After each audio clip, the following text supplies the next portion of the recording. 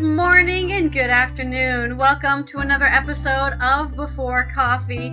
It is our Thursday 13 episode. We are covering 13 games, which would be shows that jumped the shark that Roger's actually seen. Because there's a lot of shows that might be missing on this list, but he's never seen them, so he has no opinion, right? He doesn't know is that the point in which he jumped the shark. We're also going to cover some general other news that's going on in the world. So, welcome to Before Coffee, the first and only international game show where we just looked up the stories before the show started. We just got caffeine in our bodies and we're learning to read and speak live on stream. Let's roll that segue wheel first. Get into our headlines.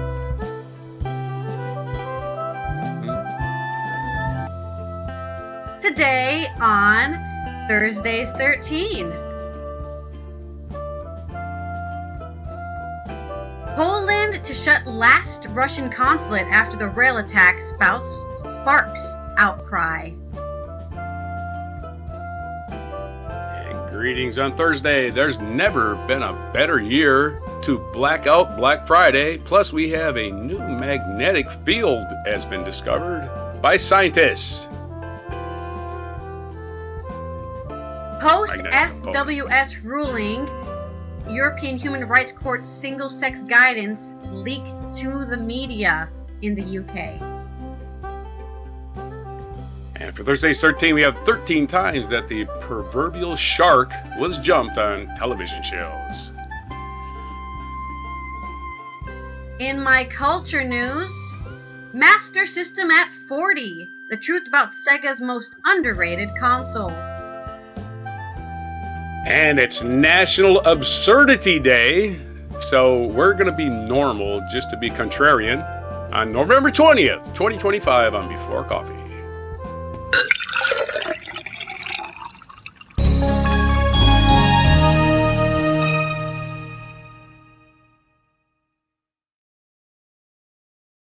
Smokeout Day. Great American Smokeout. What does that entail? Yeah. You quit smoking. Today's the day you quit smoking cigs, right? I thought we were like going outside and having like a barbecue, like one of those really long ones, and putting all the meat ever, like an entire cow, and then smoking it. And then, all right, I'll be back in 10 hours. Check on it. I thought it was just everybody gets together and smokes a lot of weed, but that would be every day in America these days. First, it's bad. Yay, smoking! I don't know. Yeah, again, this was the day also signifying the day that the tobacco companies settled their lawsuits and said, please, we'll settle. This is costing us too much money. We were giving people cancer. How did you know? And of course, the settlement money's been long spent. They're back to making money off vapes. They're good. They're good. Yeah, don't worry about that. And now people are getting pop lung instead. So instead of smoking your lungs, you got water in your lungs. The federal government had to ban vaping flavored nicotine cigarettes because they were getting 5-year-olds hooked on them. Mm-hmm. Way to go, tobacco companies. You're idiots. All right, sorry. Drugs, everyone. All right, let's roll our first segue wheel for our first story. Give me a segue right now. That's my song for today. It is a bad pun. I already know what's going to land on when it starts slowing down, so I can guess. Oh.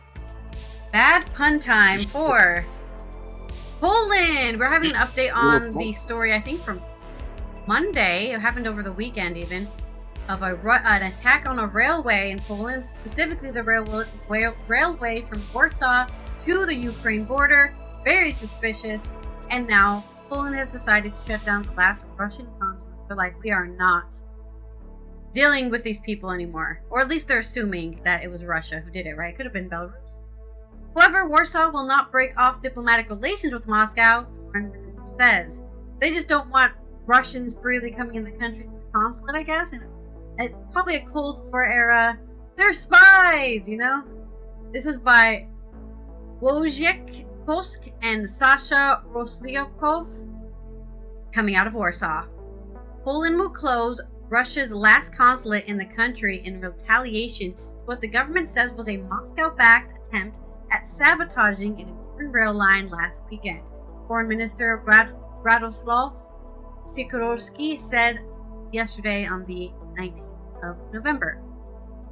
I have decided to withdraw consent for the operation of the last Russian consulate, Sikorsky said at a press briefing. This will be communicated to the Russian side in the coming hours in an official way. We do not plan to break off diplomatic relations with Russia, just as other countries don't do so when acts of terror or sabotage take place. Sikorsky's announcement came after he delivered an address to Parliament that called on opposition-aligned President Kirill Nawalny and opposition lawmakers to stop attacking the European Union, Ukraine, and Ukrainians in Poland. He also said Russia spends billions on sowing divisions in the EU and fomenting anti-Ukraine sentiment. If everyone hates Ukraine, then nobody will save them, and then we can conquer their entire land, of which there has been an outpouring in Poland after the rail sabotage incident. Polish authorities said that perpetrators were Ukrainian nationals working for Russia who are now in Belarus. That's right, anyone can be a spy. The last operating Russian consulate is in the coastal city of Gdansk. I never know how to say that place. Gdansk, Poland, and has previously shut down Russian consulates in Krakow, Poznan, and in response to Russia's attack on Ukraine and hybrid sabotage incidents in Poland. The Gdansk consulate will close by December 23rd, so you better start packing up your stuff and moving out. Polish news websites Onet reported, quoting Russian diplomat Andrei Rodash speaking to the Russian outlet RIA Novosti.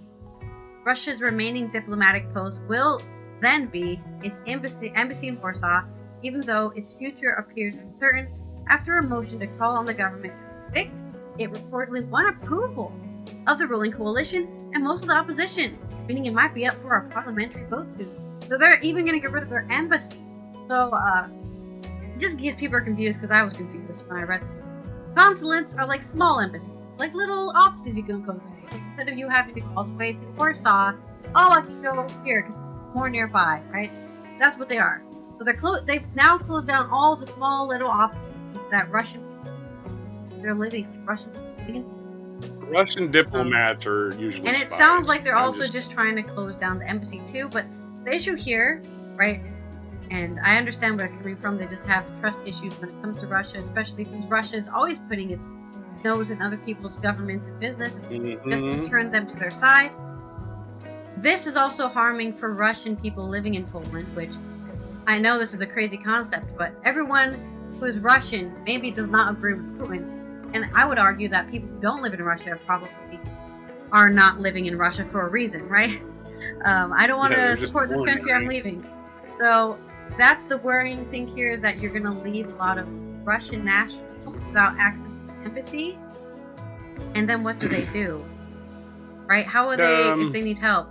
Do they just go to the Polish government for help? Do they go to Belarus's embassy? Who knows? I don't know. Why are they in Poland if they're from Russia? It seems to me because they're trying to stay out of Russia. Because it's not that easy to get rid of your citizenship, Dad. You can't just well then why would the Russian in Russia embassy and you say, help? you know what? Fuck Putin, I'm moving, and then you've been living in Poland for 20 years. Some people are not able to switch their citizenship for whatever reason. I mean, for example, in America, I could not lose my citizenship unless I specifically pay the U.S. government money to revoke my citizenship. So I can never become a Dutch citizen because they do not allow dual citizenship. Actually, most countries don't support dual citizenship. The only way you can get it is if you were born from two nationals from different countries, usually. That's the only way I leave a country like Russia, getting back to my question. I leave a country like Russia because I don't want to be in the army and go to a stupid war. And now I'm going to rely on their embassy. They're going to arrest me. I'm just saying. Why are you in Poland if you're Russian? You're getting the hell out of Russia. That'd be my only reason to be in Poland. All right. I'd be like, I'm not going to go fighting some stupid fucking war. It's like if you're an American draft dodger in Canada, you're not going to go to the U.S. embassy for protection. They'll arrest you. That's my point. Yeah, I understand, but I'm just saying otherwise they're just illegal, I guess. They're just illegally living in Poland because there's no paperwork. Right. They have no paperwork. Right. So. Mexicans in America who are here illegally do not go to the Mexican embassy to register or anything. They just stay underground, right? You stay, undocumented. Of course, funnily enough, a lot of people are just overstaying their visas too, I guess. Yeah.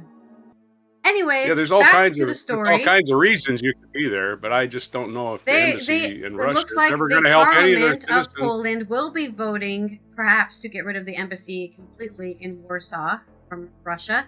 Since last weekend, Poland has been dealing with the aftermath, what Polish Prime Minister Donald Tusk said was a Russia-orchestrated attempt at destroying an important rail line linking Warsaw to Poland, a major city in the east, and onto Ukraine.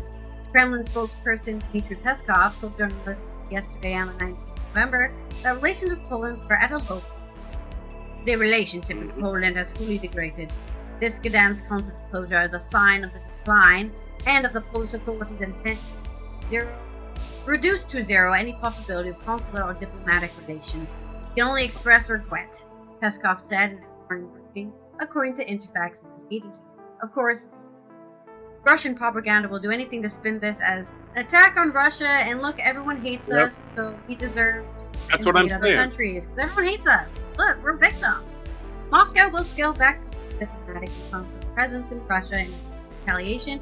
Russian Foreign Minister Maria Zakharova told the government-owned TASS agency. So, well, if you guys are going to close our embassies and consulates, we're going to close yours.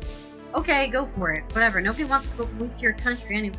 Because they'll be forced to fight in your stupid wars for stupid, narcissistic, egotistical reasons. Oh, I'm Putin. I want to go kill a bunch of my citizens so I can feel better about myself. What I'm saying is the only people officially in Poland that have the approval of the Russian government are their people, the people they want to be there, and they're probably mostly spies. I don't know what that's got, No, that's not true, because I know plenty of Russian nationals are living in other countries, and they're registered as Russian nationals living in another country. You're not following what I'm saying. I'm just saying, no. You're not following what I'm saying. The people who aren't going with what you're saying. That the only people living in Poland are Russian spies. No. The only people that Moscow recognizes as officially in Poland are working for the Moscow government. Everybody who's an immigrant or whatever, no, they're not. You're confusing what I'm saying. The embassy closing doesn't affect anyone except the official. It doesn't affect anybody but the official visitors to Poland that Russia recognizes official visitors, right? It's the only people it really affects. Sorry. No, embassies are very important for foreign nationals living in another country. Not if they're trying to get out of the draft. Well, anyways, that's my story. Do you have a bad pun? I go to Poland and get out of the draft. I would do it in a second. I'm sorry, what's that? Your segue. Oh, my bad pun! Here's my bad pun. Without rushing to any conclusions, I hope Moscow is not putting the cart before the horse. The classic. The classic. It's so easy when you've got a little metaphor Russia, in there. Isn't it? Yeah. I'm saying a dictator, he wants people in that country for a reason, right? They're not just there to be diplomats. They're there to be spies. But that's my story. Let's roll our segue for the next story. Give me close their embassy if they want to start wars. That's what I say. Land stealers want to keep their embassy open. For your story. Mixed metaphor for my two stories, I guess. We'll try to get through them. All right, I'll mix them up. Help me accidentally close everything. All right. There's never been a better year to black out Black Friday. Why is that? This is according to thehill.com. Michael Starr Hopkins. He's an opinion contributor. So this is Michael Hopkins' opinion, and he is a writer. The Hill is kind of a Washington, D.C., out of touch, usually, with common citizens, just reporting on politicians and their influencers and all that chicanery, that kind of stuff. Sometimes their articles are good, sometimes there aren't. America remembers only what is convenient. We remember the parades, but not the protest lines. We remember the dream, but not the demand. We remember the victory speeches, but not the empty stomachs that came before them. But every generation reaches a breaking point, a moment when the gap between what we are told and what we're living through grows too wide to ignore. When that moment comes, the people do not whisper, they withdraw. That moment is here. What if this year, on the day they expect us to spend the most, we decide to spend nothing at all? No lines curling around the big box stores, no algorithms racing to predict our purchases, no ads selling the illusion that happiness can be bought. Just quiet, the kind of quiet that feels like power. We can make this happen if we black out Black Friday. This is not to encourage rage or destruction, but rather a collective pause that says, you have profited enough from our patience. For too long, America has confused obedience with peace. We have been told that progress requires politeness, that fairness can be weighed until it's convenient for the comfortable, but nothing changes until those who build the country decide to stop building for free. In 1955, the people of Montgomery, Alabama proved that power could look like stillness. They walked instead of riding, and brought a city to its knees. That boycott lasted 381 days, long enough for the nation to learn that silence, when discipline, is not absence, it's action. Now, again, that was a bus boycott because of, stupid regulations. Black people go to sit at the back. Dumbest shit in the world. Now, 70 years later, we are being called again. The battleground is shifted from a bus depot to the checkout counter, from the segregated diner to the online cart. But the weapon is the same, withdrawal. When Martin Luther King spoke of economic justice, he warned that integration without equality was a hollow promise. Mm-hmm. He understood that to sit at a lunch counter meant little if you couldn't afford the meal. What is Black Friday if not a national lunch counter where everyone is invited to consume, but not all are allowed to thrive? Corporate profits have doubled over the last 14 years. Real wages haven't kept pace. The top 1% now hold nearly half of all wealth, while the rest of us trade hours for survival. This isn't the visible hand of the market, this is the visible fist of greed. In this moment, this fragile, fracturing moment, I have to say something I never imagined I would. I owe Senator Bernie Sanders an apology. In 2017, I criticized Sanders as not even a Democrat. And as someone who is ripping our party apart, I argued that his movement was splintering the Democratic coalition, that his refusal to compromise would cost us progress. I was wrong. What I called division was actually vision. What I mistook for stubbornness was moral consistency. Sanders wasn't trying to destroy the party, he was trying to wake it up. He saw, long before most of us, how the machinery of capitalism was quietly strangling the democracy. He doesn't speak for me. I could see this way before I even heard of Bernie Sanders. But hey, a reminder that this is somebody's not your opinion piece. Somebody else's. Right. Yeah. Just a reminder, this man was probably a very capitalist, we'll call them Clinton Democrats, right? The capitalist Democrats. The one they're like, yeah, human rights are cute. That kind of shit. He saw, long before most of us, how the machinery of capitalism quietly strangling democracy. He understood that the party funded by Wall Street could never serve Main Street. He wasn't rejecting Democrats. He was challenging us to remember who he said we were fighting for. Now, as billionaires build rockets while working people can't afford rent, we need his voice more than ever, not as a candidate, but as a compass. This isn't about ideology anymore, it's about survival. If 10 million Americans withheld their spending for one day, the losses could reach billions. That's not chaos, it's consequence. That's what it looks like when ordinary people decide to be heard, not through noise, but through stillness. A blackout Black Friday isn't a boycott, it's a benediction, a reminder that our worth is not measured by what we buy, but by what we build together. It's proof that we are still a nation capable of moral action, that the same spirit that marched across Edmund Pettus Bridge still beats beneath the skin of this country. Somebody should be playing some, Battle Hymn of the Republic in the background, right? You can hum it. Because the fight for freedom was never just about the right to vote. It was about the right to matter, to stand in the marketplace of democracy and declare, we are not for sale. So let them count their profits. We will count something else, our unity, our will, our quiet power. And when they ask what happened this Black Friday, tell them, America paused. Tell them the silence was the sound of a nation learning once again how to stand. So there you go.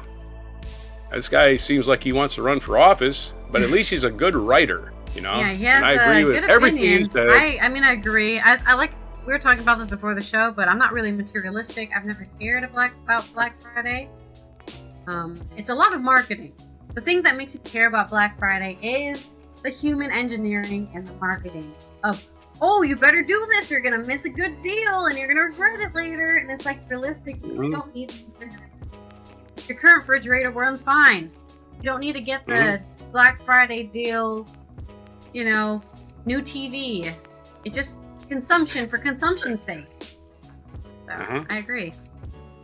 Absolutely. Why do you buy things when you don't need them just because of a day on the calendar? That's absurd. Yeah, that's okay, crazy. one more story. Don't spin yet. No, wait, I have your mixed metaphor. Oh, okay. Delete unwanted chapters in the Piranha's feeding frenzy. Hold on a second. I'm slow again. Say it again so I can time it. Delete unwanted chapters in the Piranha's feeding frenzy. There you go. It doesn't need to be You mixed timed. that metaphor. Okay, one more Next for the story. mixer, and this one. Oh, what's that? I said next story. Yep, one more for the mixer. This one's about magnetic fields. This is from phys.org, P-H-Y-S, phys, not F-I-Z-Z like your carbonated soda. This is written by the Hebrew University of Jerusalem. The entire university sat down and composed this. New magnetic component discovered in the Faraday effect after nearly 2 centuries. 2 centuries. Guy's been looking at it and going, wait, how come I didn't notice that before? Researchers of the Hebrew University of Jerusalem discovered that the magnetic component of light plays a direct role in the Faraday effect, overturning a 180-year-old assumption that only its electric field mattered. Yeah, the magnetic component of light rays. That's interesting. Their findings, published in scientific reports, show that light can magnetically influence matter, not just illuminate it. The discovery opens new possibilities in optics, spintronics, and quantum technologies. The study was led by Dr. Amir Kapua and Benjamin Assouline from the Institute of Electrical Engineering and Applied Sciences at the Hebrew University in Jerusalem. It presents the first theoretical proof that the oscillating magnetic field of light directly contributes to the Faraday effect, a phenomenon in which the polarization of light rotates as it passes through a material exposed to a constant magnetic field. Which means if you want to observe the magnetic field, you can't shine light on it because you're going to affect it. You have to observe it some other way. In simple terms, it is an interaction between light and magnetism, explains. Yeah, it seems like pretty logical to me. If you want to reverse the polarity on something, you inject some kind of magnetic field, right? And if light has a magnetic field, well, you're doing that, even slightly. The static magnetic field twists the light, and the light in turn reveals the magnetic properties of the material. What we found is that the magnetic part of the light has a first order effect. It's surprisingly active in this process. Since its discovery in 1845 by British scientist Michael Faraday, the effect has been attributed to the interaction between the electric field of light and the electric charges in the matter. However, the new research demonstrates that the magnetic field of light, long thought irrelevant, makes a direct and measurable contribution to the effect whereby it interacts with the spins. The spins. Well, I got the spins. It sounds like, sorry, Mr. Johnson, you have the spins. Oh, shit. Using advanced calculations based on the Landau-Lifshitz-Gilbert equation, if you're called the Landau-Lifshitz-Gilbert equation, I love that name. Lifshitz is the guy's name. I wonder why they put him in the middle. Anyway, it's called the LLG equation, which describes the motions of spins in magnetic systems. The researchers showed that the magnetic field of light can generate a magnetic torque inside the material, just like a static magnetic field. In other words, says Kapua, light doesn't just illuminate matter, it magnetically influences it. Yes, your light waves are radio waves. Why wouldn't they? Are you come to that conclusion after 180 years finally? To quantify this influence, the team applied their model to terbium gallium garnet, a crystal widely used to measure the Faraday effect. They found that the magnetic field of light accounts for about 17% observed rotation at visible wavelengths and up to 70% in the infrared range. Yeah, we can't see infrared. We only see visible light. Our results show that light talks to matter not only through its electric field, but also through its magnetic field, a component that has been largely overlooked up until now. The discovery opens the door to new possibilities in optics and magnetism, including applications in spintronics, there's that word again, optical data storage, that's interesting. That's an interesting concept, and light-based magnetic control. It may even contribute to future spin-based quantum computing technologies. Yeah, we can adjust things in thousands of miles away using lasers. Things in space, obviously. New magnetic component discovery. Well, never mind. That's the end of the story. I'm reading the citations. Oh, that's the end of the story. Let's have some metaphor. A metaphor. It's always nice to discover new things that we never noticed before. My mixed metaphor is lighthouse beams bending from the invisible threads that stitch the universe together. Yeah, man, hair is sticking up like crazy, Professor Jim. It's Professor Irwin distracted Corey by your hair. Let's roll our next segue. I just noticed my hair going up in the video. I was like, oh man, I look like Professor You're Irwin becoming a Corey. cockatoo? Yeah. You're gonna start chirping soon. Alright, it's a versus. Now you have to create mixed metaphors, and let's see if yours are better than mine. We're gonna be talking Is it a contest? Yeah, it's a contest. You guys can vote in the comments or in the chat who had the best mixed metaphors. This story is about trans people's rights, and I have to yell about this stuff. It feels like every month, every week, because there's been a leak. There's been a leak of what they might be setting as a new guidance for single-sex spaces. We're all human beings. Why do we... whatever. Anyways, this is by Andrew Learmonth on the Herald Scotland. Guidance from the Equality and Human Rights Commission on how public bodies should respond to April's Women's Scotland judgment has been leaked amid fears Labour is deliberately delaying publication with potential political backlash. How about you don't just treat human beings like human beings? The draft statutory code setting out organizations should apply the Equality Act was handed to ministers 2 months ago. It has been sitting on the desk of the Equalities Minister Bridget Phillipson. It has now been shared with the Times by what the paper described as the Whitehall figures. Under the new guidance, places such as hospital wards, gyms, and leisure centers will be able to question transgendered women. Key point there, women, only transgendered women, over whether they should be using single-sex service based on appearance, behavior, or concerns raised by others. So you cannot ask any trans men if they belong where they are, okay? Only the trans... The whole idea is ridiculous. If there is a doubt, they are telling the truth about their sex. So, whatever that means, a doubt. You know what? You have a slight mustache, so I don't believe you. You must be a man. I have a slight mustache. Right here. I guess I'm a man now. There is a doubt they are telling the truth about their sex. They could be banned from using the services once providers had considered relevant factors. Oh my god, you have a visible Adam's apple? You must be a man. You know women have those too. Whatever. The EHRC document says it is a legitimate aim to provide single-sex spaces for ensuring the safety of women or the privacy and dignity of women and men by asking all the women who come into your gym, hey, what's in your pants? We're just trying to protect your safety and privacy.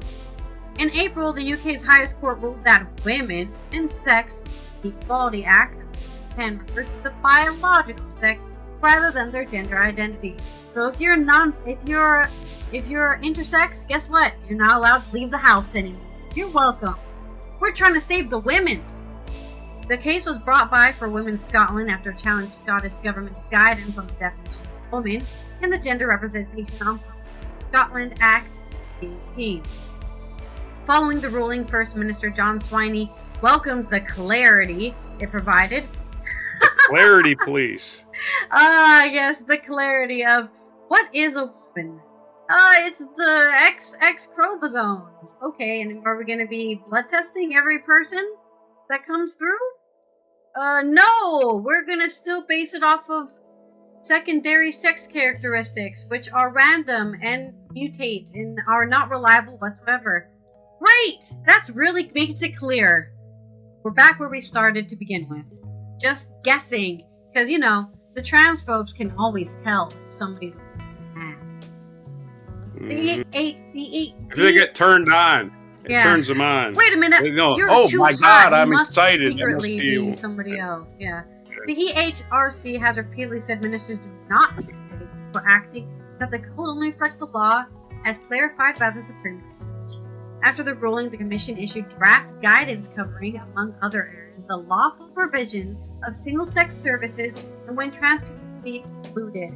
Okay, well, what do they get? Do they get a special service? What about if we're gonna start putting boxes and you can only go there and you have to move away? Why don't we just make a third space? I know this is not what trans people want. They don't want a third space. They want to just be a person and be going places, not being questioned whenever they walk and move and go outside.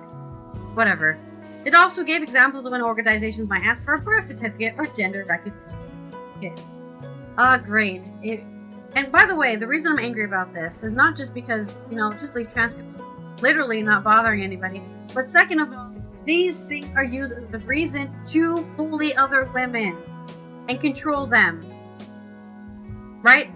Not only are they trying to control what trans women are doing, but they want to control what you, a cis woman, is doing. Hey, if I don't like you and I don't think you're a real woman, I can just bring it up and get you banned from the gym. Ha! I'm petty.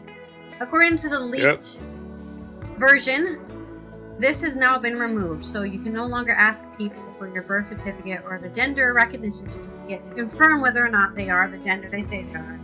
It says it would unlikely be proportionate or practical after further evidence of sex, even when doubts are raised. Other than walking around pantsless, I guess, right? The guidance says, because as far as I know, right, intersex stuff aside, we know that these people just want to see your genitals. I don't know why, but they're really obsessed with seeing your genitals. They want to know if you have an appendage that could harm them, because that's what penises do, right? They just get out of control and start attacking people. It's a real problem men have been dealing with.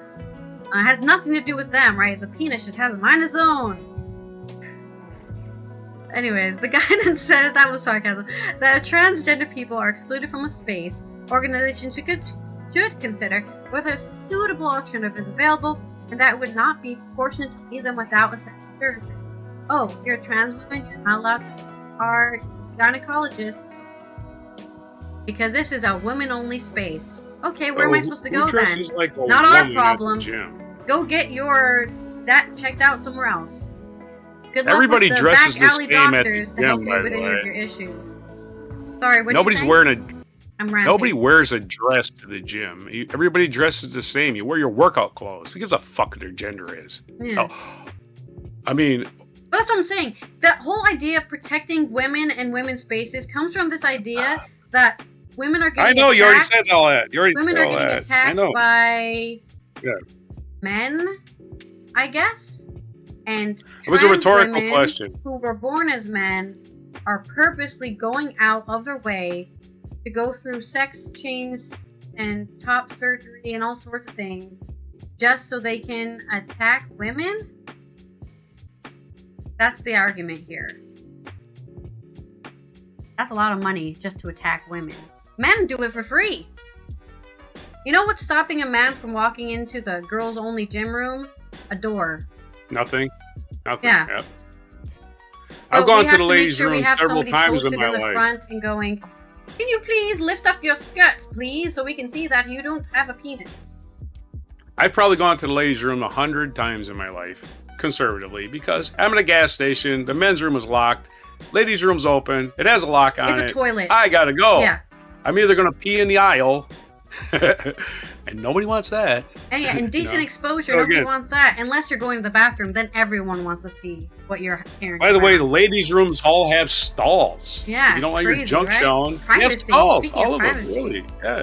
Yeah. Right. Men's room, on the other hand, you can look at that guy's junk all day. Let me continue this article so I don't rant too much. But yes, so they're saying the guidance is saying you can ban people from an excluded space, but you need to take into consideration that there needs to be another available service and not leave people without essential services. They're trying to argue that we're not trying to dehumanize trans people, right? They should still have access to a lavatory, but they can't use this one, okay? In some cases, however, this may not be possible because of the physical layout of the building or the cost of operations. Oh yeah. It may be that offering alternative arrangements is not reasonably possible. This may become a type of service being provided.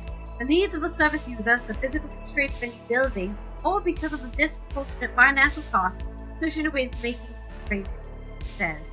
So we're not going to make a third space for trans people protected from sex pests who want to see their genitals because it's too expensive.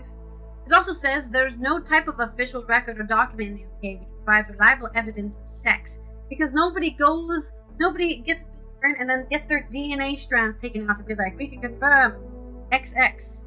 The only time anyone ever knows their actual chromosomes is if there's an obvious intersex issue, right? Like, you were born with an ovary and a ball. Uh-oh. Oh, right. Yeah, we see now that you have XYY. Okay. That explains why you have different sex parts and they're all combined. Our body's crazy, but nobody else walking around like, I don't know. I assume I'm a cis woman because I have the sex organs. I have a period and I was raised as a woman. But I what this is like? I could have a Y chromosome. I don't, as far as I know, right? You guys never got my chromosomes checked. I could have 3 X's. Who knows? Nobody fucking knows this shit. Nobody gets this shit checked. It's not normal to know your chromosomes.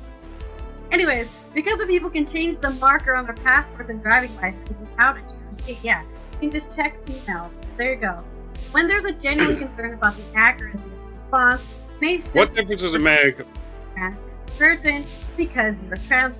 That's not right. Questions should be asked sensitively. Any information securely. Yeah, please do not gender reveal people. Leave them alone. That's the whole problem with this. Putting your nose in other people. The guidance further states that transgender people could be barred from sex services even when their biological sex matches face. Like, you can turn. There's crazy sex assignment surgeries now. I say they're crazy. They've been out for a while, but you can get a vagina. You can get a penis. It's possible.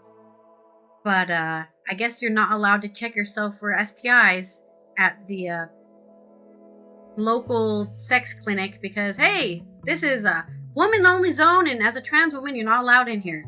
Even though... Anyways, a trans man who is biologically female, perceived as a man, may be excluded from women's changing rooms because he is likely to be seen by others as the opposite sex. Well, I mean, he is. Right, a trans man is a man, so he is the opposite sex. But because his sex there's organs there's not two right? genders, so there can't be an opposite, right? You can't have an opposite if you only have there's probably people out there. Oh, I know there's people out there, right, that are trans men who still have their ovaries and their uterus, and they have to go get, their cervix checked for cancer. If they show up at the gynecologist and they're like, "Sir, what are you doing here?" And it's like, I have a uterus and a cervix. I need to get checked for cancer. Oh, I'm sorry. But we assumed what? Like, yet again, it's all of this obsession with assuming what people have in their pants when I never think about what people have in their pants. I like to not look at people's crotches personally. And I'm a pervert, so you'd think I'd be like, hey, looking down all the time. No, I like to not look at people's crotches because I think that's weird. But these people love doing it. One ministerial approval is granted. The UK government must lay the draft code before Parliament for 40 days before it can be pushed. So you have 40 days before they'll start beating up trans women for walking in the wrong stall.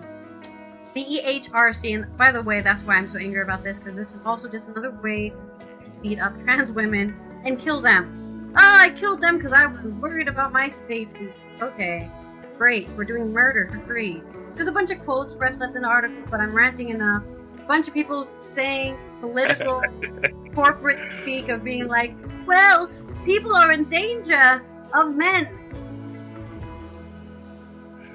Full stop. Sorry. Most of the crimes that are perpetrated against women are men. Not trans women. Not even trans men. Just men. Straight, cis men. But let's make sure the trans women aren't there either, and make sure they're out in the street so they can get beat up by the cis men. It's basically like a oh god, I'm in danger. Throw these guys to the shark so I can get away. Right? The trans women can take all the beatings from them, and then I'll get away. And I'm supposed to be coming up with the metaphors here. I'm just saying. You're supposed to be coming up with a mixed metaphor, so two of them and combine them together. I know, right? But you keep throwing up metaphors like you're the metaphor master. Well, I'm not. This is not a metaphor. Right. This is literal. Like, men are dangerous to women. Oh, similes, not metaphors. Similes. What do you want to call it now? Anomalies. It's fine. Analogies. There you go. Yeah. Analogies. Not metaphors, but analogies. Right. Simple. My name's Allie. Anyways, they're kind of just one group of things. Right? Your best that you metaphors, analogies, similes. We couldn't fit all that on the wheel. You know, I'm just okay. Mixed metaphor. Figurative language. This is like is the umbrella term. Yeah, worried about this is worried about what people do in the bathroom. It's like your garbage collector worrying about how the sausage is made. That's a good one. That's a good mixed metaphor. Literally how the sausage, another play on words, sausage. Anyway. Oof, sorry about that. You cracked me up with several of your sayings there. It wasn't laughing at the situation. No. I'm laughing at it because of how ridiculous. Why is everybody worried about what's in my pants? I was like, yeah. No, but I'm serious. I generally believe that people who are like, I'm scared of my space being invaded by trans women are scared because, hey, wait, who are they supposed to bully? If the guy that came up with trans women into our group, they can't bully the trans women and kill them. They'll start killing me too. Oh no! The guy that came up with the term penis envy was a man, right? Yeah. Because he had it. He had penis envy. Wow, that guy's hung way bigger than me. I'm so inferior. No, you ain't nothing. It has nothing to do with anything, dude. The guy's got problems just like you. Stop it. Stop worrying about people's junk. It doesn't solve any problems, really. I mean, if you want to go watch porn, go watch porn. I would say leave the rest of us alone. Causes more problems than anything. There's a reason it's called bumping uglies, because nobody wants to look at that shit. Okay, so anyway. Unless you're, But thank you. Okay, let's go to our next segue reel. My rant There's of your the mixed week. metaphor. Bumping uglies. There bumping you go. uglies. Nobody wants to look at that. Yeah. All right, Dan.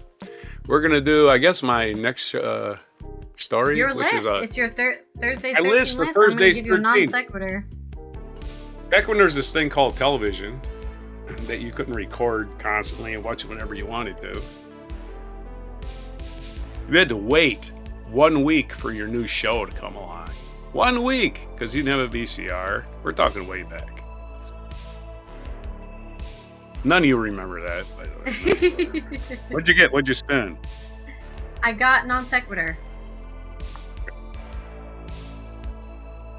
So we got every show. Now, there used to be a website called jumptheshark.com, and it was bought by, I think, Disney or one of these big media companies. They shut it down. I have no idea why. So I had to go and find lists that other people made that actually linked the website that doesn't exist anymore. And we had 13 shows that proverbially, let's do this again. 13 times the proverbial shark was jumped. And of course, this is from Happy Days, which is on our list. And we'll talk about that in a minute. The number one, jumping the shark again, is that they ran out of ideas, basically. They ran this TV show. The original writers quit. They had to hire a new staff. One of the lead actors quit. They had no ideas left. And hey, but you know what? They still had a contract to produce 25 shows somehow. And so they would come with these off-the-wall stupid ideas. And that was basically the end of the show. People stopped watching. Jumping the shark. Number one is Scrubs, if you watch this show at all. Yep, very funny. Never stopped being funny. but all of a sudden stopped being funny. Why? They went to a different hospital with a different cast, and everybody's like, "We hate this. End of show." They were like, well, End of Scrub. You know, a long-running show, Right. people want to leave, want to go move on with their life, and they're like, maybe Right, we can keep right. the show running with new characters. Nope, you can't. Just let Yeah, it end. according to all the lists I've seen, and this is on all of them, it was season 9. That was season 9. So 8 years, and everybody was well known on this show by now, and they're getting acting gigs. I cannot work on this show. I mean, yeah, Zach Braff was trying to $50,000 become a a year, director. man. He was making crowd-funded films. You know, he was like, I'm done being an actor. Eventually happens to every show. The actors make too much money, or they're getting better offers. Number 2, the 70s show. Of course, there's a definite delineation point here. When Eric and Kelso left the show, Oh yeah. everybody stopped watching. We don't want to watch the red-haired guy, but you can't remember his name. Who's now in jail. That guy. He was the star of the show all of a sudden. Everybody's like, yeah, he was more likable as just a smart-ass best friend, you know? But the 70s show, you have any thoughts on that? I think we can agree on that when Eric and Kelso both graduated high school. And Eric was the thing is, all these shows are probably, I feel like all these shows are going to have, we got rid of the main character. Yeah, nobody wants to watch this. This is the disease with all the jump the sharks. Okay, The ideas are going to be based around what? Eric being a softie, being a disappointment to his father at every turn. That was the seat of the show. That was Red's entire dialogue, was he's going to kick Eric's ass every second of every day, right? If he did anything wrong. This is the fear that most male children grew up with. I know this, man. And this show is in Wisconsin, by the way, written by Wisconsin writers. So I can identify with a lot of the show. But like I said, the season that they left, they could just took it off the air. Number 3, Roseanne, which ran for a lot of years and was very popular. Ratings, awards, and everything. Roseanne Barr, if you don't know. And, of course, John Goodman, who's good in everything. For some reason, in the last season, Roseanne wins the lottery. And but at the end of the season, it's revealed that she actually didn't win the lottery. And her husband, Dan, played by John Goodman, is actually dead. Like, what? So yeah, they just ruined their show on purpose, I think. The writers all quit. I don't know what happened there, but again, Roseanne was a kind of a disaster. The original Roseanne. I'm not talking about the Connors, the reboot. That could be a great show. I have no idea. But Roseanne jumped the shark when they decided they were going to be rich, which we don't watch rich people. We can watch rich people all the time. The whole selling point was that they weren't rich people. Yeah, they have to make choices between this and that, or every single day because Dan lost his job, that kind of shit. Number 4, Dallas, another disaster where they killed somebody and decided he wasn't really dead. It was the opposite of Roseanne. It's like you thought Dan was fine, but actually the whole season he was dead, and that was all a dream. But Dallas, season 9, Bobby Ewing, the brother of the patriarch, the patriarch was really Jock, but he died. And JR and Bobby were the brothers. Well, Bobby died, and then in season 9 was an entire dream, right? The beginning of season 10, Bobby Ewing, his wife, sees him in the shower, and he's in the shower, and he's still alive. And yeah, probably because the actor who quit the show and couldn't get any, Patrick Duffy, couldn't get any work. Can I get my job back? Yeah, we'll just pretend you never died. And so they did a whole season with Bobby dead and just decided, yeah, it's time to jump the shark. Nothing we say is permanent at all. So we're going to take the make-believe and make it even more make-believe, and you can't believe anything you see. All this, everything's a dream nonsense Hollywood started to rely on is pathetic. Just pathetic. Just sad and pathetic. Number 5, we're going to go back to Happy Days, which started the original Jump the Shark. We didn't want to lead off from them because, quite frankly, Happy Days was on the air for another 5 years after Jump the Shark, right? It didn't go immediately off the air. Mm-hmm. It went off the air when all the stars left. Fonzie, and one of their classic shows, decides he's going to jump a tank full of sharks. Not like live sharks in, it had to be in friggin' California somewhere. It wasn't even in Milwaukee anymore, right? They're off in, you can't keep sharks alive in Great Lakes, you know. No, I mean, they're seawater sharks, right? It had to be in the ocean. I guess there's freshwater sharks. It's pretty cold in the Great Lakes, too. Yeah. But there was no real sharks anyway. They were going to buy sharks for a sitcom. They just stole the shark from Jaws. Or release them. Right. No, they just put a shark tank out there, and it's not even that dangerous. It's like, oh, you landed on a tank. Ooh. Anyway, so he jumped the sharks on water skis wearing a leather jacket, and that's the infamous Jump the Shark series. But again, it didn't really destroy the show because they played another few years, and this gets on to our number 6 on the list, Married with Children. When they hired Ted McGinley, Ted McGinley, incidentally, joined Happy Days as a regular cast member after Richie Cunningham left the show. Ron Howard left the show. They wrote Richie Cunningham out, wrote in Ted McGinley's character. He killed Happy Days. He also killed Married with Children. He has a reputation for showing up on hit shows and killing them. I'm here to tell you the show's over.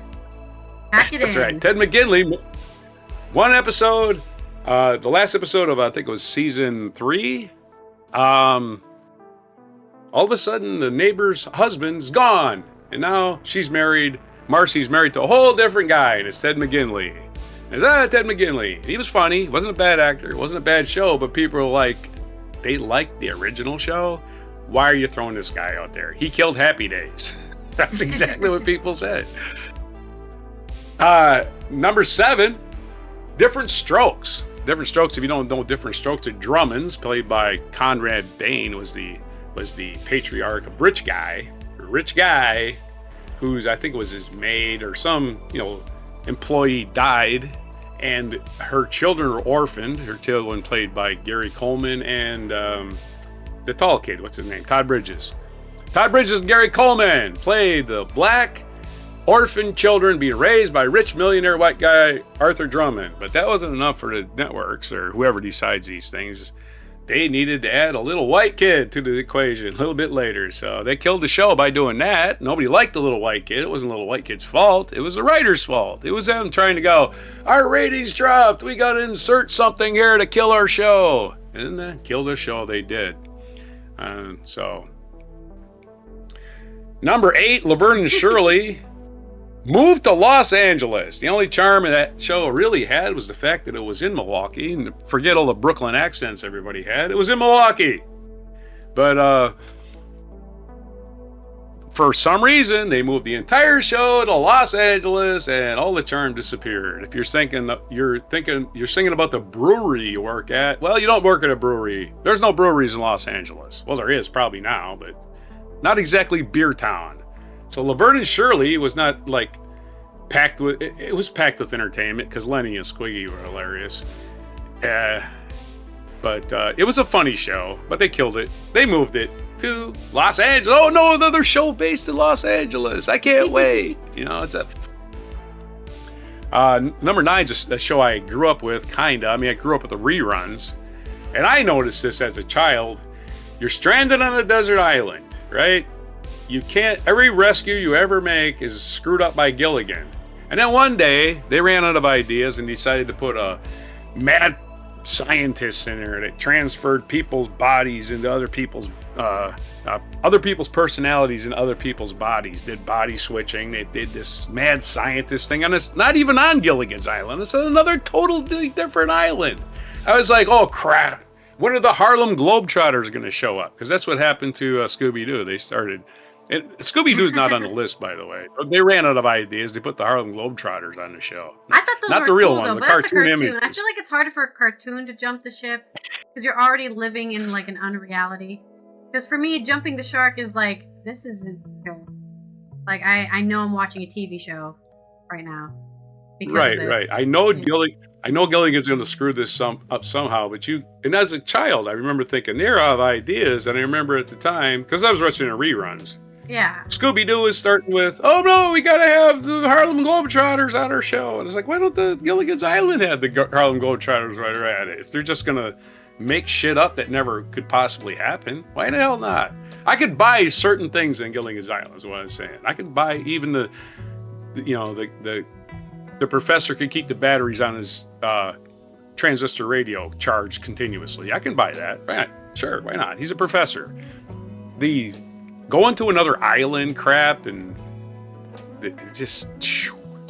How much do you think we're going to buy, everybody? They had to turn it into science fiction. I don't know why. Number 10, MASH.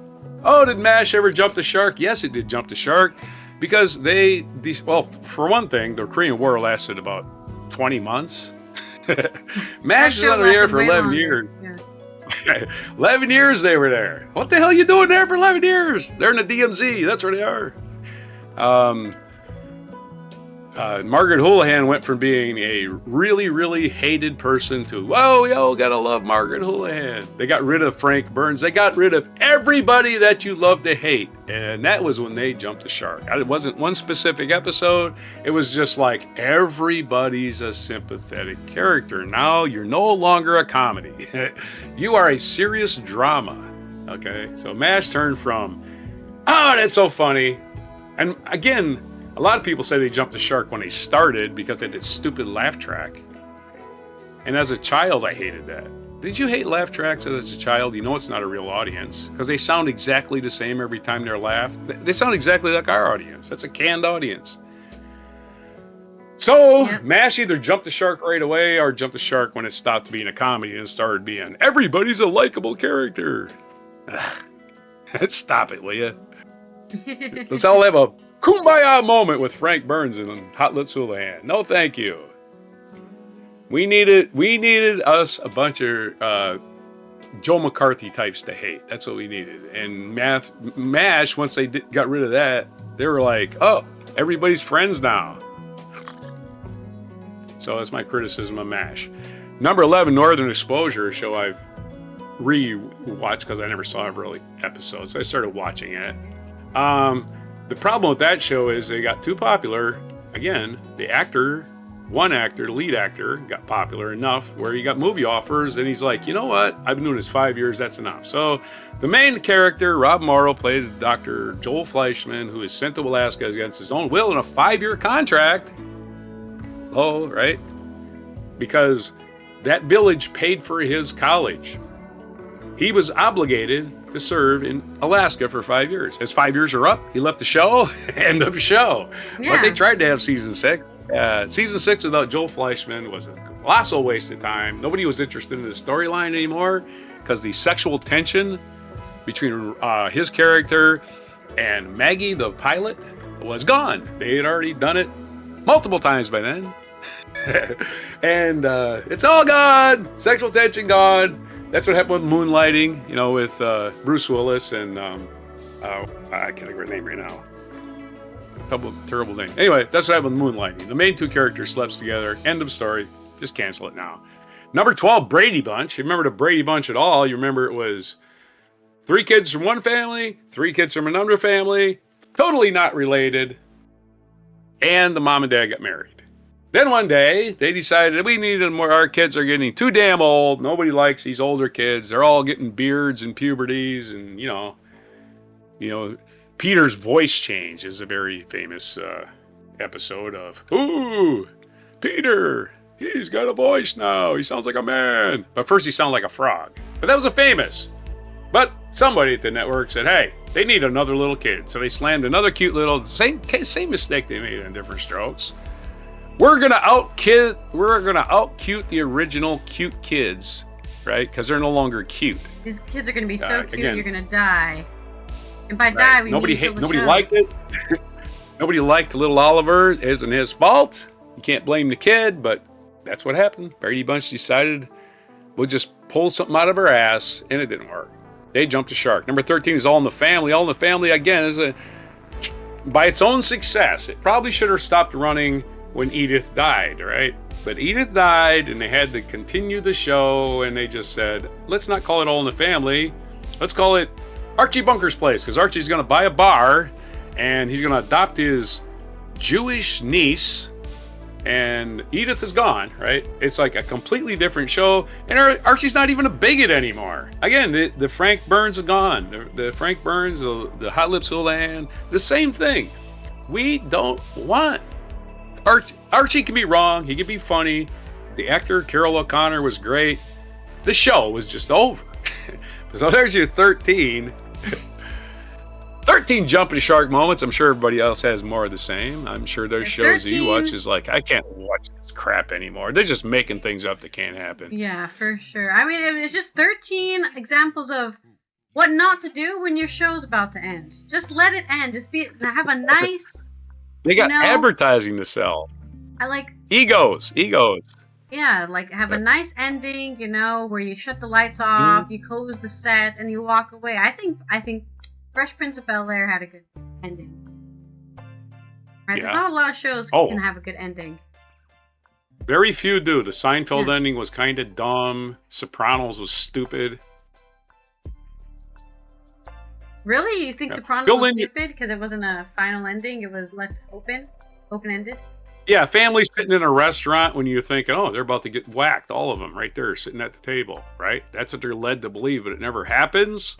And they're like, you can write your own ending. Okay, well, send me a freaking check. I'll write my own ending.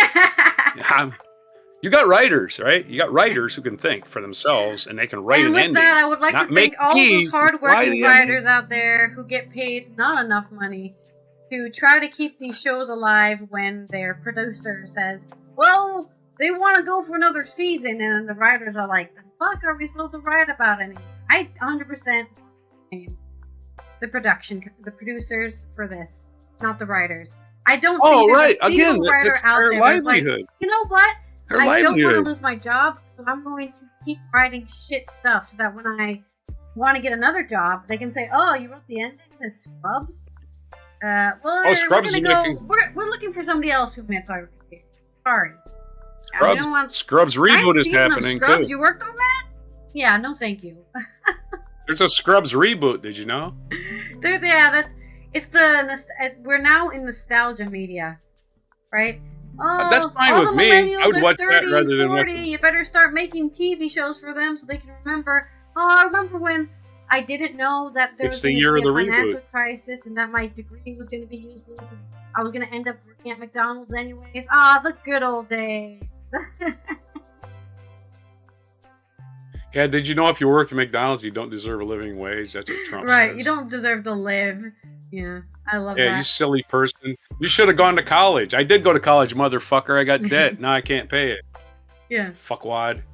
Anyways, thank you, Desi, for checking in with your daily elixir. Let's get into your final segue. Fine. Whoa. Do you know something I don't know? For my culture news. What is it? We are rolling the wheel. And we're going to roll it again. Because, it landed on mixed metaphor. We already did the verses. Reminded to argue in the comments who won the mixed metaphor competition. Hypothetical. You have to be reminded. Give me a hypothetical about a game system. That's right. We're talking about the forgotten Sega game system. Sega, of course, made Genesis, the Saturn, Dreamcast. So which one are we talking about today? I don't know. I haven't read the article yet. It's from Keith Stewart. 40 years ago, the Nintendo Entertainment System dominated markets in Japan, also known as the NES, and in the US.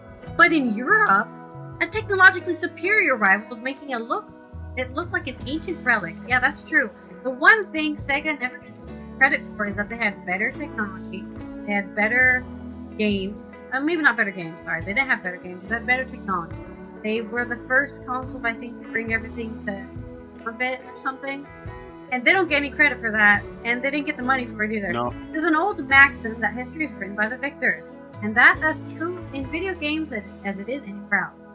Nowadays, you would be forgiven for thinking that Nintendo Entertainment System was the only console available in the mid-1980s. If you were brought up on Nintendo's targets markets in Japan and North America, this chunky contraption essentially was the only game in town. The company had Mario, after all, and its vice-like hold on third-party developers created a monopoly for the major era. But in Europe, where home computers ruled the era, NES was beaten by a technologically superior rival. That's true, mate. You grew up playing PC at 4, before you ever played a console. It seems to be a common thing. A lot of Europeans had just PCs instead of consoles. The Sega Master System was originally released in Japan in the autumn of 1985 as the Sega Mark III, based around the famed Z80 CPU used in home computers such as Spectrum, Amstrad, and TRS-80. Any of you hardware nerds out there will know what that means. And a powerful Sega-designed video display processor. It boasted 8 kilobits of RAM. That was a lot back then, okay? That was a lot back then. Trust me. 64 color palette and the ability to generate 32 sprites on screen at one time, making the NES, based on the 6500 processor, look like an ancient relic. At first, it was marketed domestically as a continuation of Sega's S1000 of machines, which were close to affordable home computers than game with their optional keyboards and printers. But as the NES exploded in both Japan and the USA, Sega had to rethink, remove some computing features, and re-release the Mark III in 1986 as the Master System. Unapologetic games machine, slimline, angular look, contrasting the beige Betamax visage of the NES. It also came with a light gun, and Sega even released a pair of 3D glasses for the system and a range of compatible games. I'm going to call out the 3D version of Outrun, said coder Chris Wright, who wrote a Master System emulator later used by Sega on its website. Sure, I made your head hurt. The alternative flickering of the lens is enough to trigger a mild seizure, but it's reflective of an era when Sega wasn't afraid to try wild experiments. Sega oversaw the distribution of the Master System in the West, at least initially, but looked up to local companies to tackle fragmented European markets.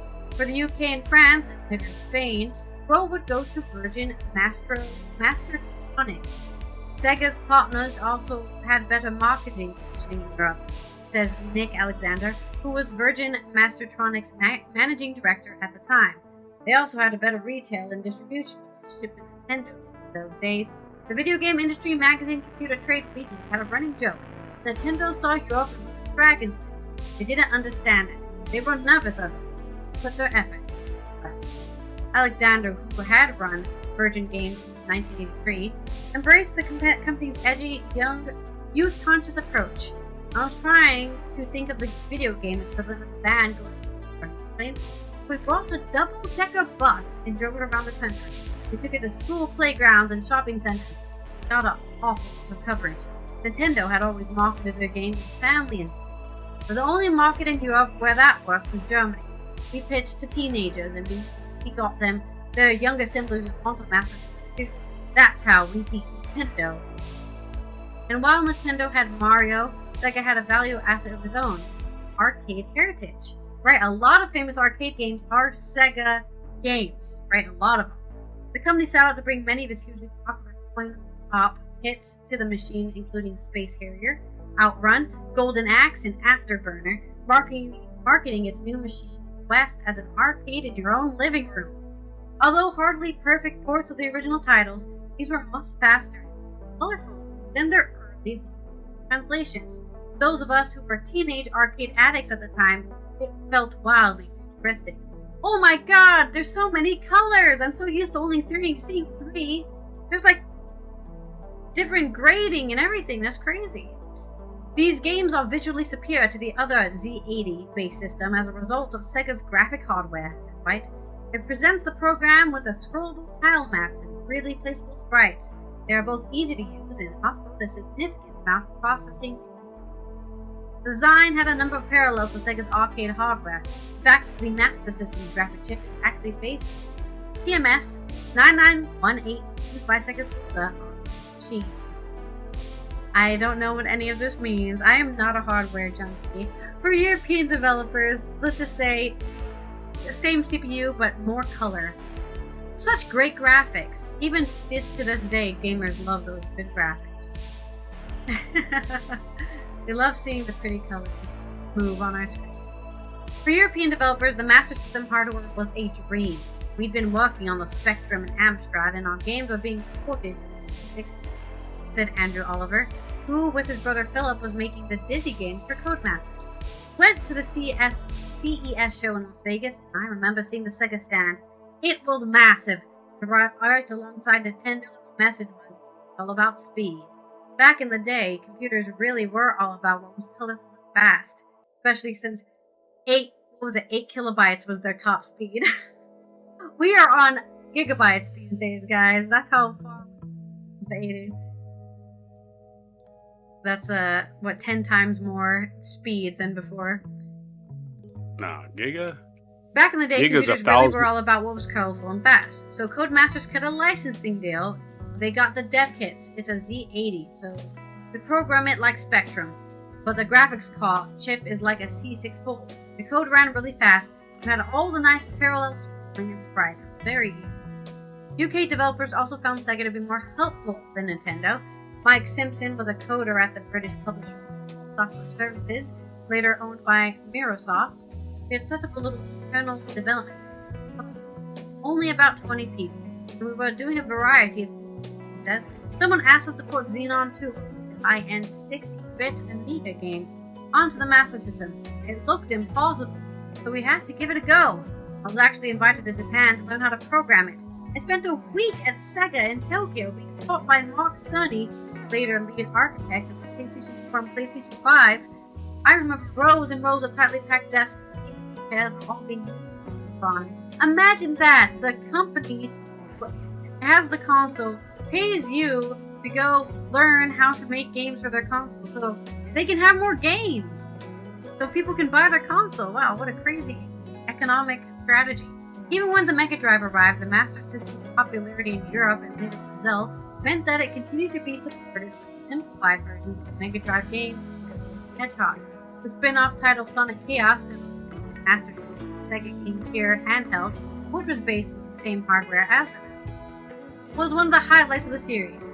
Later, Sega rolled out a redesigned sequel, Master System 2, priced relatively at the £50 with Sonic thrown in.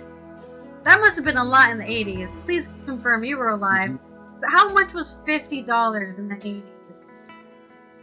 It depends what you're spending it on. Well, you're spending it on basically a home, a console, a computer, a game, and a console for $50. You're talking like the original Nintendos or the original? Yeah. $50 was that a lot? Sounds cheap. That seems for like a whole cheap. Gaming system? Yeah. That still sounds cheap. Yeah. Yeah, that's really cheap. It wasn't a week's salary or anything. No, it wasn't. So, pretty crazy. Anyways, I continue on. But the Master System wasn't just a repository for arcade classic and ports from other machines. It had its own heritage. The beautiful platformers of Wonder Boy 2, the Dragon Trap, Cycle Fox, Fantasy Zone, and Alex Kidd and Miracle. The seminal role-playing adventure Phantasy Star, which is still going strong today. The excellent Zelda-like Golvellius, Valley of Doom. These are genuine classics, up there with the NES-era titles, which they're often loved. Modern collectors, they're also more accessible, being free of the inflated pricing attached to them. That's right. You want to play an old Nintendo game? Give us $700. You can play it all you want. The truth is that in the US, the NES was so dominant, the word Nintendo became synonymous with gaming. But in Europe, Brazil, and elsewhere, the Master System won out. The history books have been for those who were there, read European gaming magazines, and studied the annual Argos and Grattan Christmas catalog for Sega goodies. Master System was the home arcade machine that hinted at the future of gaming. It was a promise that Mega Drive would go on to fulfill, and Mega Drive wasn't. Oh. Thank you for redeeming a yoga redeem, but I don't do yoga doing before coffee, so get fucked. Anyways, that's my story on the Master System. And 40 years, lost and forgotten, but we're remembering it today, 40 years after its release. Are you still okay, there? so yeah. I'd like to do a hypothetical. I guess the hypothetical would be we're already in a game. And as we talked about this before, we're in a big simulation. And we're talking about simulations, which are all hypothetical.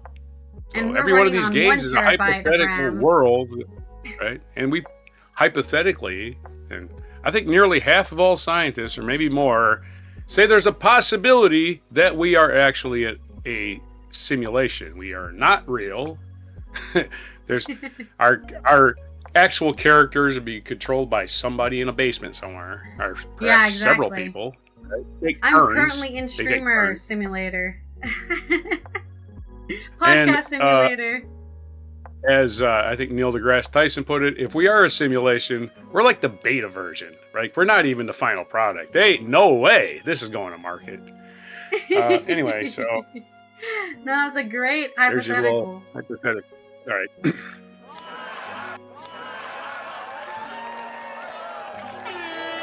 Okay, so I have a this day in history. We kill another let's roll our Thursday. segment wheel for this day in history. All right, so I got my video up that I'm going to watch. Yeah, like I say, you can start that video at any time. But I get to you got to write end some it. limericks. You can end it at any time. Probably should start it at the start and end it at any time. Limericks for this day in history. Dun, dun, dun, dun. Going down, scrolling down. How far back we going? We are only going back to 1761. 1761 in this day. Pius VIII, who served as Pope from 1829 to 1830, was born in the Papal States. The Papal States, which I think is probably now called Vatican City. I don't know. 1820, the American whaling ship Essex was rammed by a sperm whale and later sank, inspiring the climatic scene in Herman Melville's novel Moby Dick. And yes, I guess it actually wasn't a real event. The whale still didn't talk. We're just going back to the previous story earlier this week. Yeah. In 1910. Sorry? I was agreeing with you. 1910, author Leo Tolstoy died of heart failure at a railroad station, Ostapovo. It does not say. Suffering from pneumonia. Oh, no. Yeah, sitting at a railway station. That's terrible. Well, not cool. This was 1910, before the Bolshevik Revolution, and basically the ruling aristocracy said, hey, we'll make a deal to give you all some kind of freedom, and they just went back in their word and never did anything. And they killed Leo Tolstoy. Way to go. I'm going to blame him for that. We're going to blame the Nicholas the Tsar of Russia for killing Leo Tolstoy. 1917, for the first time, tanks were used effectively in warfare by the British at the Battle of Cambrai. Tanks! Tanks a lot! Oh boy, that's good. Happy birthday to Robert F. Kennedy Sr., not the nut that's ruining our country's healthcare system right now.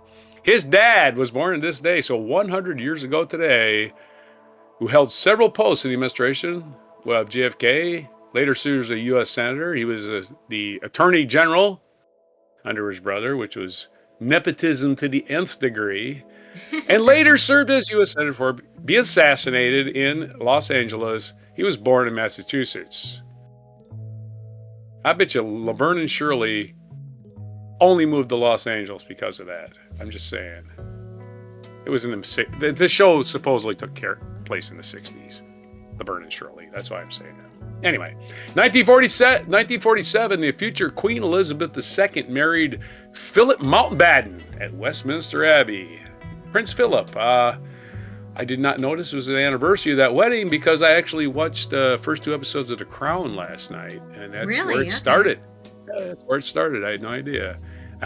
Episode 2 ended with the king dying and Churchill basically saying, I'm out of here too. And a woman in power. I'm getting out of here, because he was a sexist. Right. And of course, John Lithgow plays Winston Churchill, which is really good. I think everyone's acting was really well in that show. And Lithgow's like at the wedding, he's like, oh, it looks like Mountbatten's sisters aren't here. I'm talking about Prince Philip. Looks like Mountbatten's sisters aren't here. All 3 of them are married to Nazis, he says. I was like, yeah, the Mountbattens were Nazis. 1969, Native activists, including members of the American Indian Movement, began an occupation of Alcatraz, good for them, protesting what they saw as the U.S. government's mistreatment of Native peoples. They were forced off the island in June 1971. That needs to be given back to them. By the way, if you do visit Alcatraz, I hear that the graffiti that they left behind is still there, and nobody's going to erase it. 1975, 50 years ago today, Generalissimo Francisco Franco, who is still dead, died in Madrid at the age of 82. So good riddance to a fascist. Our mic drop moment. 1992, a massive fire erupted at Windsor Castle in Berkshire, England, causing the destruction of... On the anniversary of their wedding anniversary? Oh, no! On their wedding anniversary! What, 47 and 92 is a pretty big anniversary, is it not? Let's see, 47, 45 years, man. On their 45th wedding anniversary. I bet it's one of them anniversary candles get knocked over. Anyway, a massive fire erupted, causing destruction of 115 rooms. Though the art collection stored there was largely untouched, art probably never belonged to them to begin with. It took nearly 5 years to repair the damage. I wonder what art collection they have and where it came from and if they actually bought it. 1998, American tobacco companies signed an agreement with the governments of 46 U.S. states to settle the states' claims for reimbursement of Medicaid funds they'd spent to treat smoking-related illness. The settlement cost the tobacco manufacturers $206 billion, beyond the $40 billion they had agreed to pay for other states in 1997. Yeah, they made an agreement with almost all the states, and the other states are holding their ammo. They were going, including, by the way, California, which held out for more money. Which California, as most people, therefore the most smokers, I would think. 2015, American civil defense analyst John Pollard was released from prison, having served 30 years for selling classified information to Israel. We're like, why do we care if we send it to Israel? You're not supposed to sell classified information to anyone. It's against the fucking law. That's it. Again, they didn't make the law, so they couldn't enforce it, I don't imagine. 2022, the first World Cup to be held in the Middle East began. Ecuador defeated Qatar, the host country, in the tournament's first match. Of course, it was played entirely indoors because it's too damn hot to play outdoors there. 2024, Gino Auriemma. Is that how you spell his name? I thought it was... It's got to be pronounced some way. Anyway, Gino, the coach of the University of Connecticut women's basketball team, won his 1,217th game, making him the coach with the most wins across all of NCAA basketball history. Yeah, Connecticut had dominated women's basketball for about 12 years. 1910 is this day in history. 115 years ago, Mexican Revolution launched by Francisco Madero. On this day, 1910, Francisco Madero launched a failed revolt that sparked the Mexican Revolution by inspiring hope in such leaders as Pancho Villa and Emiliano Zapata, who then mobilized their armies against the government of Porfirio Diaz, the president. Mexico, I know all those names. I did learn a little bit of Mexican history. It's very, very complicated. Our feature biography is Selma Lagerlöf, Swedish actor. She was born on this day in 1858 in Marbacka, Sweden.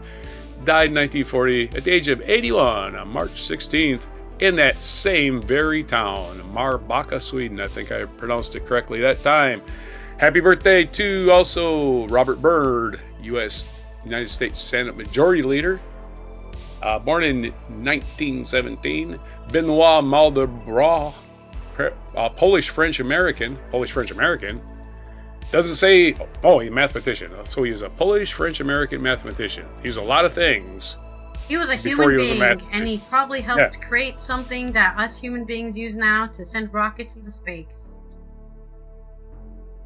I could think of a Polish-French-American joke, but I don't want to be offensive. And it's always happy birthday to Robert F. Kennedy. Also, he did that. He's 100. And Joe Biden turning 83 today. Happy birthday to Joe Biden.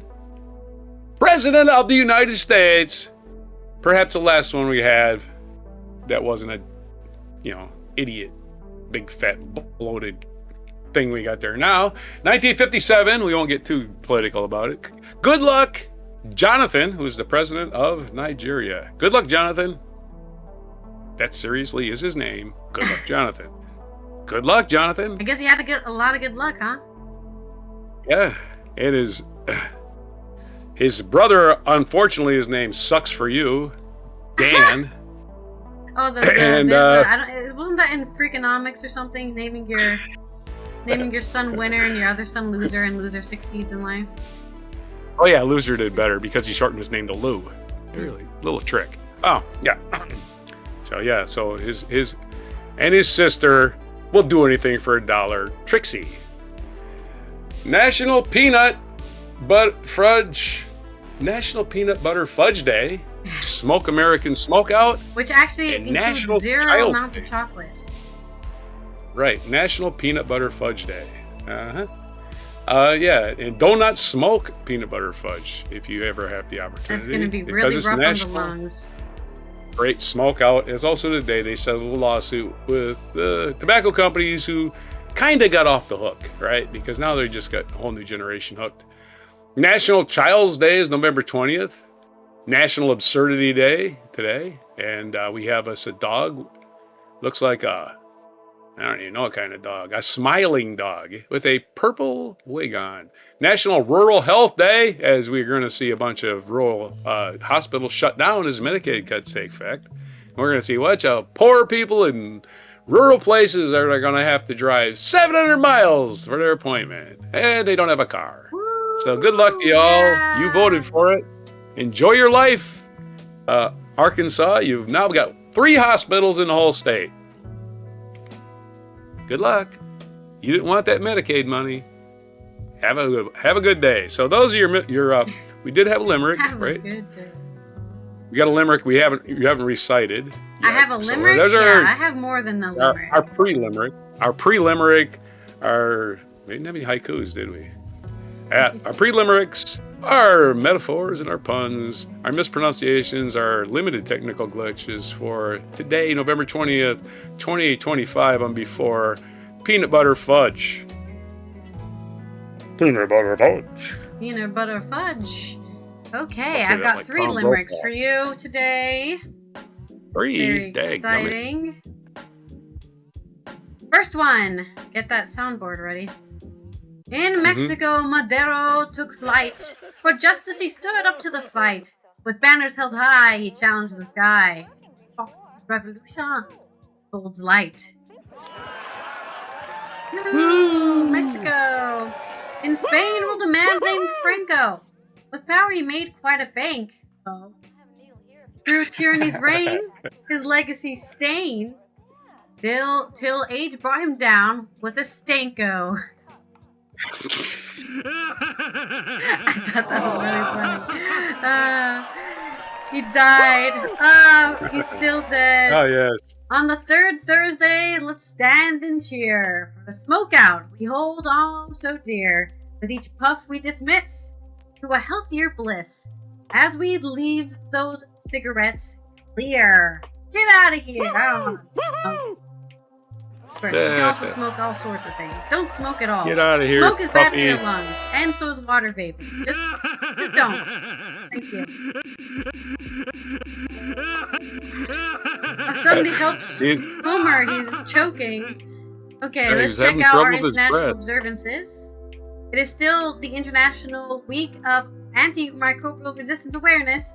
So remember, those bacteria are smart and they learn, and viruses as well. So they'll get you sick. That's what they're supposed to do. They're supposed to do that. So keep up to date with your medications and wash your hands. But it's also World Philosophy Day under UNESCO. UNESCO is celebrating philosophy. That's right. Let's think about the conundrum of the human existence. Underline the enduring value of philosophy for the development of human thought, for each culture and for each individual. We really learn how to understand each other and understand the human by thinking and asking those deep thought questions. And it's also African Industrialization Day. That's right. Do you remember that colonization thing where we took all the resources and then took them to our factories? Well, guess what? Africa can also have its own factories and take all those resources and things.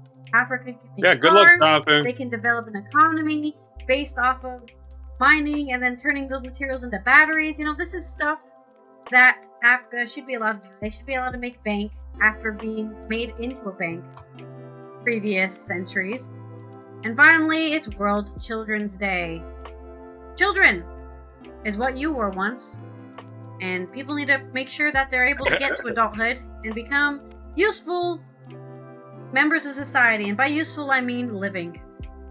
Because for me, that's all the use you have as a human being, is living life to the fullest. Don't just do that. Try to people clean who up aren't a little given that around your chance. general area, too. Yeah, do that, too. Children need to be given their lives, their hopes and their rights. That's what it says here on the UN observance. And pay your taxes. Yeah, and pay your taxes for those children.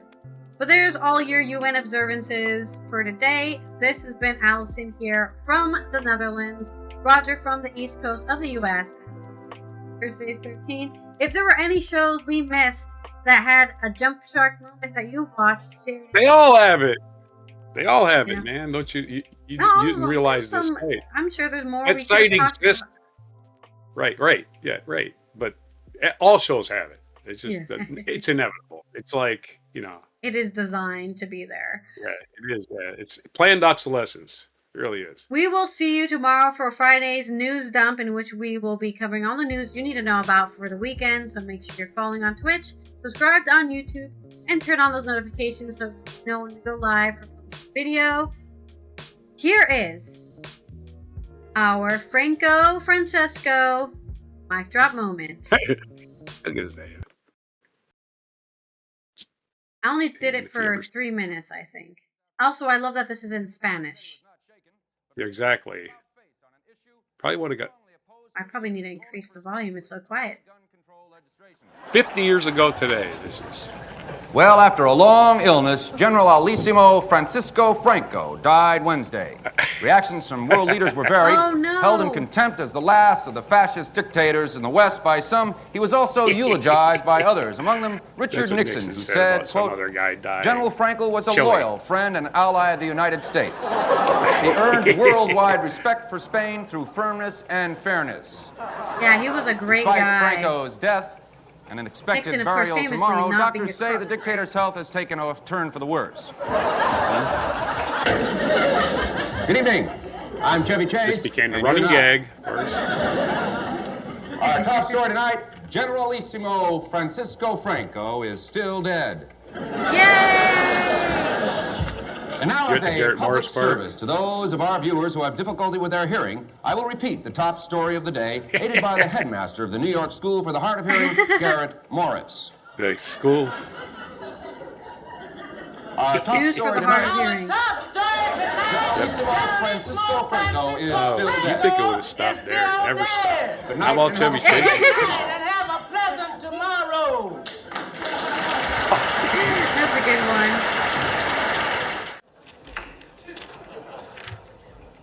Oh, his earpiece fell out. He doesn't need that. This bulletin just in from Madrid, Spain, comes the word that Generalissimo Francisco Franco is still dead. Doctors say his condition is unchanged. This story was just in this afternoon at a summit conference yesterday. Chinese Premier Zhou Enlai had a high-level talk with Generalissimo Francisco Franco. You don't know. Oh, wait, I thought he was dead. Among the topics of discussion, Spanish if you don't know, rights. Zhou Enlai died.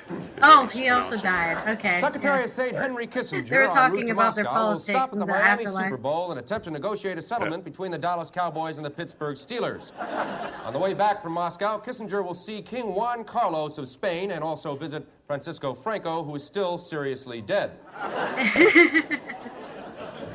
Good evening, I'm Chevy Chase, and you're not. Our top story tonight, Generalissimo Francisco Franco has been critically dead now for 11 weeks. And his doctors refuse to speculate on how long he can last in his present condition. And now, as a public service to those of our viewers who may have been in the shower earlier in the broadcast, I will repeat the top story of the day, aided by the chairman of Americans for a Clean Nation, Not him taking a shower on... The top story tonight. Tonight's top story. Generalissimo Francisco Franco has been critically dead now for 11 weeks. Good night and have a pleasant. One of their writers taking a shower. Why is he opening his mouth like that? This just in, Francisco Franco is dead today at the age of 82.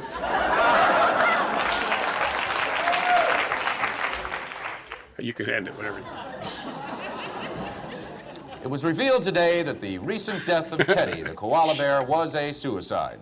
Oh no, not Teddy. Zoo officials close to the bear say he really did hate Qantas and that he was despondent over the continuing death of Francisco Franco. A fascist koala.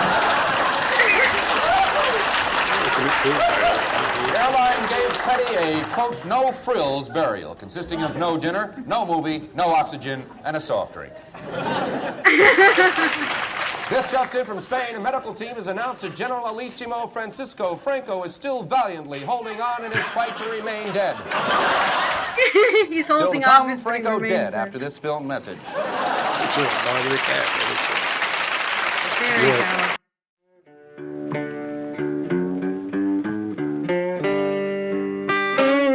Be sure to hit the like, subscribe, and notify buttons, and follow our other channels, Toxic Alley, History of Gravy, and Scratchy Old Records.